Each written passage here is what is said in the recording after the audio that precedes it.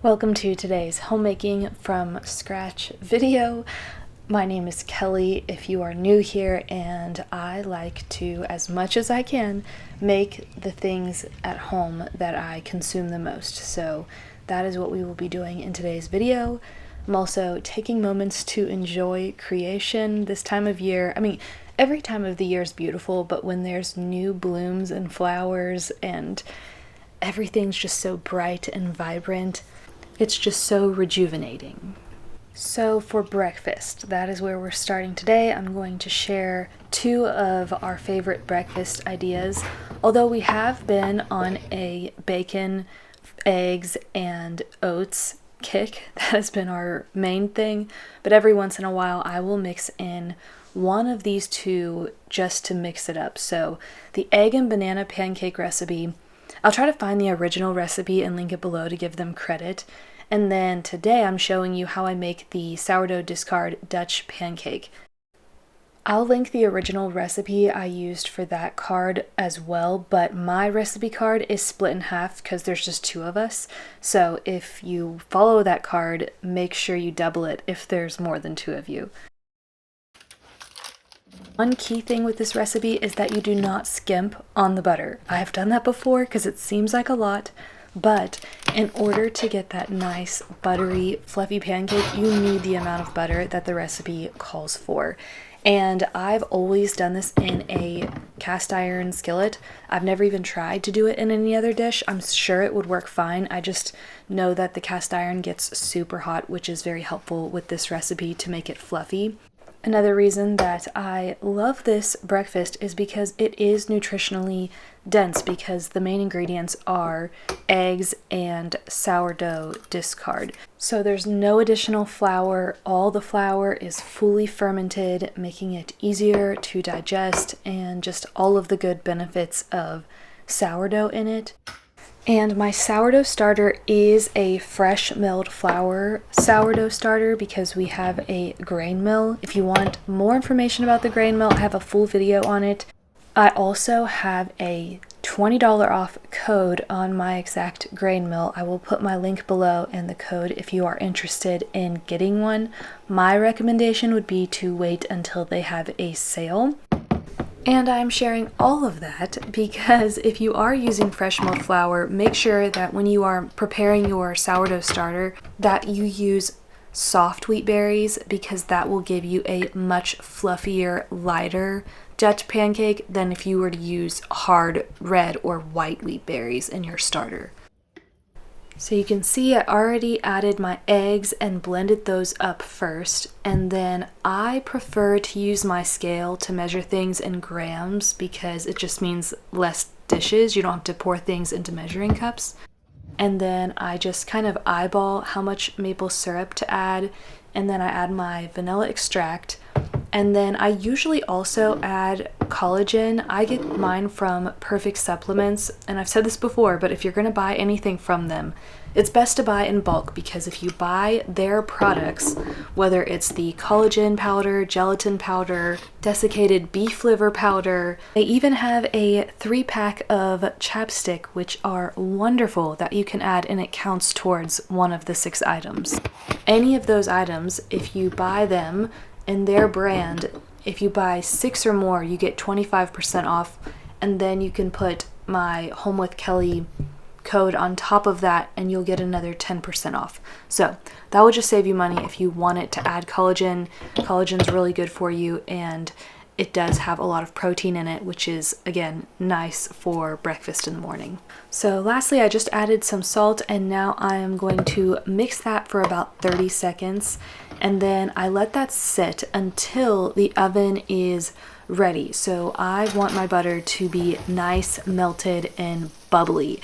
Even when it's brown, that makes it really nice, the browned butter. It's best to keep an eye on it because the butter does burn quickly. And then you pour that in. Today, for some reason, I chose my largest cast iron skillet, so it's going to be a flatter pancake because I don't have a lot of batter. Usually I use my smaller cast iron, but for some reason this was the one I grabbed today. So it cooks in the oven for about 20 minutes, and you want to make sure you do not open the oven door prior to the 15-minute mark. It needs to stay in for at least 15 minutes until you open the oven door, or you might not get your super fluffy pancake. If you use fresh milled flour, it's definitely not going to be as fluffy as if you were to use store-bought flour. I would make this when we bought store-bought flour and didn't mill. You had these huge puffs and it was beautiful. So I don't get that anymore with the fresh milled flour sourdough starter, but I'll take the nutritional benefits over the looks. It still tastes delicious.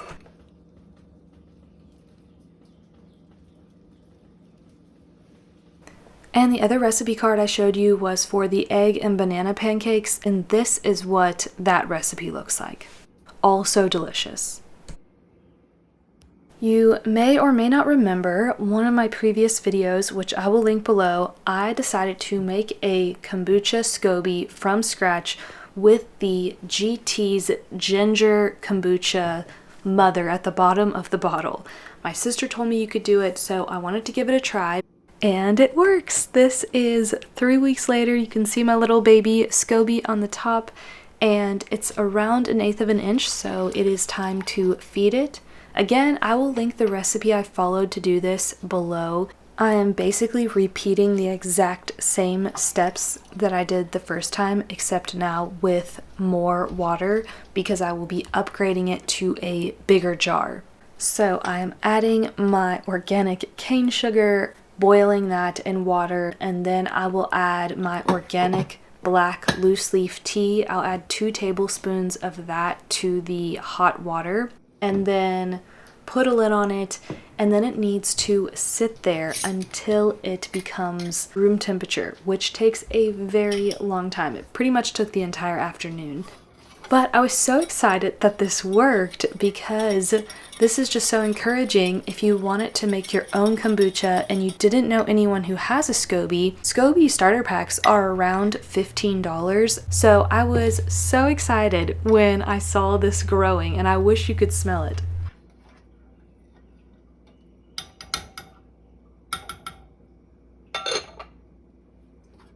Okay, so while that is sitting there, I am now needing to make more laundry soap. I am almost out, so today's the day of making laundry soap. I cannot recommend this bar enough. It's from my friend Caitlin from Calico and Twine. You might know her from Quiet in the Land on Instagram. She has a beautiful shop, and her mom make these soap bars, and it is the best laundry soap bar I have ever used, and I have tried many laundry soap bars. All you need to make your own laundry soap at home is a laundry soap bar, borax, and super washing soda. And that's it. I don't even add essential oil to mine because I like the natural smell of the laundry soap once it's done.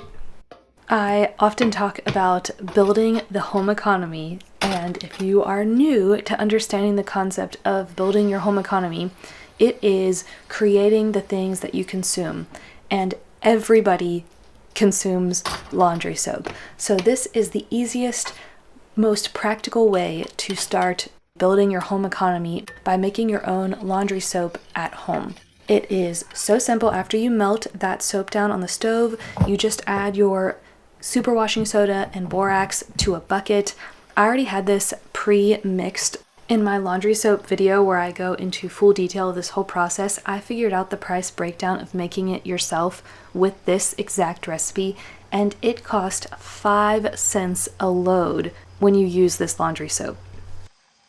And then you just fill your 5-gallon bucket with warm water halfway, and then you let it sit overnight. I didn't need this right away, so I actually let it sit for a few nights before I opened up the lid. And this is what it looked like, so that way if you do make it at home, you can get a visual of, this is what my laundry soap looks like after a few days of letting it sit in the bucket. And then I'll just fill it up the rest of the way with water, and then I will decant it into my bottles, and I use about 1/2 cup of it per load.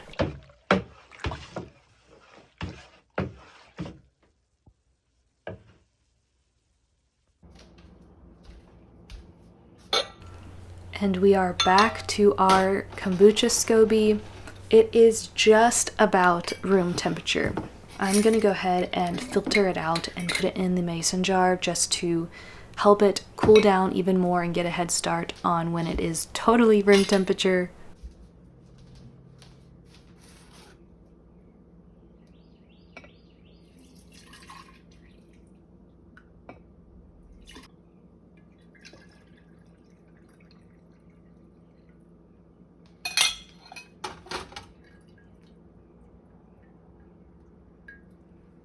And it has finally reached room temperature. So now I will just add my jar that's been sitting in a dark place with my SCOBY and all the other stuff to our new mixture. That is room temperature. It's not warm at all. And I had some of the, I guess, leftover stuff at the bottom of the jar, so I just filled that up with water, a little bit of filtered water, and added that in. My SCOBY did sink to the bottom when I did this, which made me nervous because the SCOBY is supposed to float at the top. So praise God for the internet. I immediately looked up and people said it's okay when that happens. And apparently it is okay because I put this back into a dark place. This is now a week later since I filmed that. And this is what it looks like. It is forming another SCOBY. You can see the old one down there. It's kind of like resting down there. And this is the new one. This is again about 6 or 7 days later. It smells exactly like what kombucha smells like, and the SCOBY is getting nice and thick.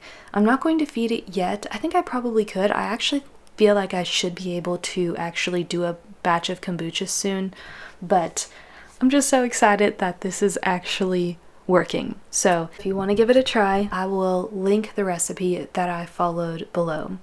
I hope that you enjoyed this video and that you are encouraged in all of the beautiful ways that we can create in our home. God bless you and the rest of your day.